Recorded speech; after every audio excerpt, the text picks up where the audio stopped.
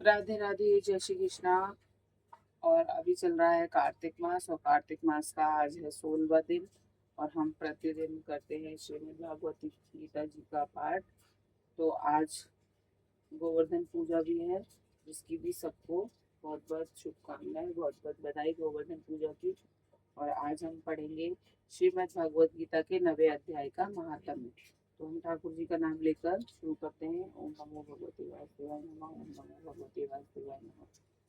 श्रीमद् भगवत गीता के 9वें अध्याय का महात्म्य। महादेव जी कहते हैं, पार्वती, अब मैं आदर पूर्वक 9वां अध्याय के महात्म्य का वर्णन वर्णन करूंगा, तुम स्थिर होकर सुनो। नर्मदा के तट पर महेश्मती नाम की एक नगरी है।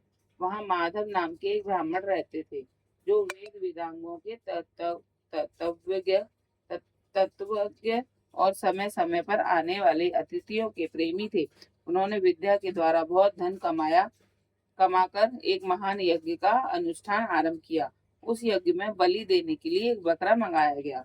जब उसके शरीर की पूजा हो गई, तब उसको आश्चर्य में डालते हुए उस बकरे ने हंसकर उच्च स्वर में कहा, ब्राह्मण, इन बहुत से यज्ञों द्वारा क्या लाभ है? इनका फल तो नष्ट हो जाने वाला है, तथा ये जन्म, जरा और मृत्यु के भी कारण है।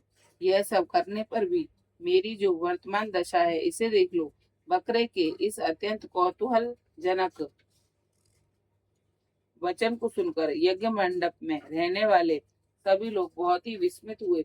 तब वे यजमान ब्राह्मण हाथ जोड़कर अपलक नेत्रों से देखते हुए बकरे को प्रणाम करके श्रद्धा और आदर के साथ पूछने लगे। ब्राह्मण बोले, आप किस जाति के थे? आपका स्वभाव और आचरण कैसा था?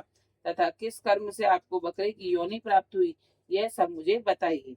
बकरा बोला, ब्राह्मण, मैं पूर्व जन्म में ब्राह्मणों के अत्यंत निर्मल कुल में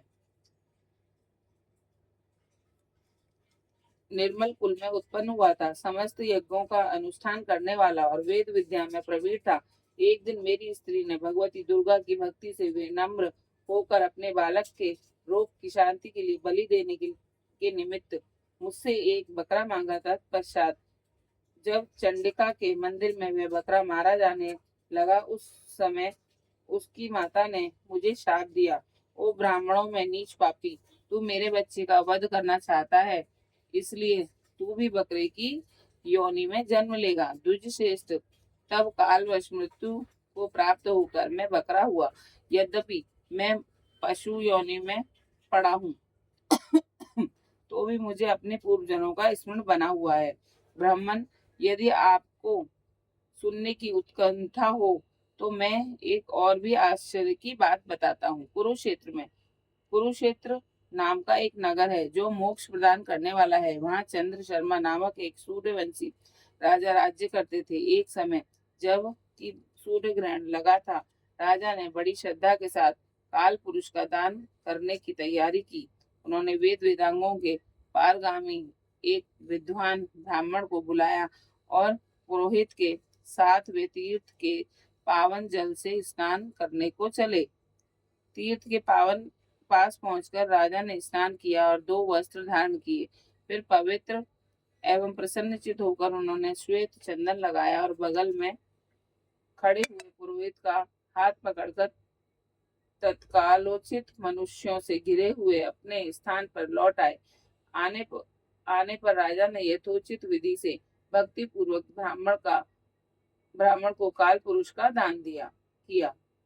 तब काल पुरुष का हृदय चीर कर उसमें से एक पापात्मा चंडाल प्रकट हुआ।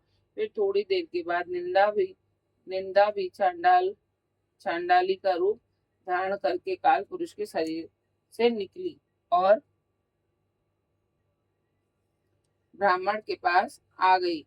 इस प्रकार चांडालों की वह जोड़ी आंखें लाल किए निकली और ब्राह्मण के शरीर में हठात प्रवेश करने लगी।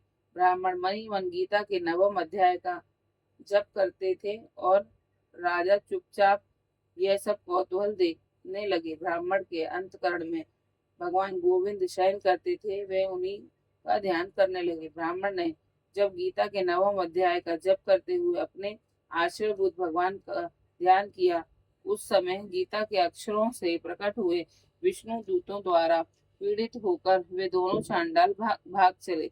उनका उद्योग निष्फल हो गया। इस प्रकार इस घटना को प्रत्यक्ष देखकर राजा के नेत्र आश्चर्य से चकित हो उठे। उन्होंने ब्राह्मण से पूछा, विप्रवर, इस महाभयंकर आपत्ति को आपने कैसे पार किया? आप किस मंत्र का जप तथा किस देवता का स्मरण कर रहे थे? वह पुरुष तथा वह स्त्री कौन थी? वे दोनों कैसे उपस्थित हुए? फिर वे शांत कैसे हो गए? यह सब मुझे बताइए। ब्राह्मण ने कहा, राजन, चांडाल का रूप धारण करके भयंकर पाप ही प्रकट हुआ था तथा वह स्त्री निंदा की साक्षात मूर्ति थी। मैं इन दोनों को ऐसा ही समझता हूँ। उस समय में गीता के 9वें अध्याय के मंत्रों की माला जपता था। उन्हीं का मातम्य है कि सारा संकट दूर हो गया।